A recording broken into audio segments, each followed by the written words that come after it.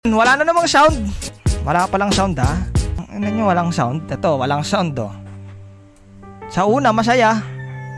Pero sa uli may kabit na. Ano, buhay ka pa? Malamang hindi na. Doon pa lang patay ka na eh. Alam mo mukhang bakit mabagal siya mag-reply sa'yo? Kasi bumibilis na sa iba. Sakit? Kasi mukha kang puwet. May sound na, wala pa rin. Wala pa rin sound?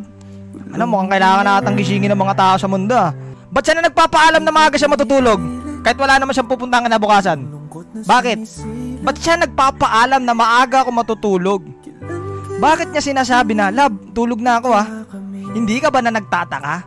Dati umaabot kayo ng alas 5, alas 6 ng umaga. Pero ba't ngayon hanggang alas 10 na lang? Bakit? Kasi baby time na nung kabit nila. Ikaw, ang alam mo lang, nagti-tiktok lang siya. Ay, ang alam mo na, natutulog na siya. Tapos ikaw pa tiktok ka lang. Ang hindi mo alam, pinagpapalit ka na, boss. Bakit? Mukha kasing busabos. Pag hindi ka na mahal, kulong mo na. Kulong ko na, sir, kulong ko na. Akin anak ko. Oo, kulong ko na. Tapos na, sir, tapos na. Litong-lito. Ano gusto na, bebe ko? 5? May sound na ba? Sorry guys ha, napasobra yung mga ano ko eh. Hindi nyo kasi sinasabi. Kanina pa kayo walang sound ng walang sound eh. Kaya akala ko wala talagang sound eh. Sorry, my bad. Akin yun.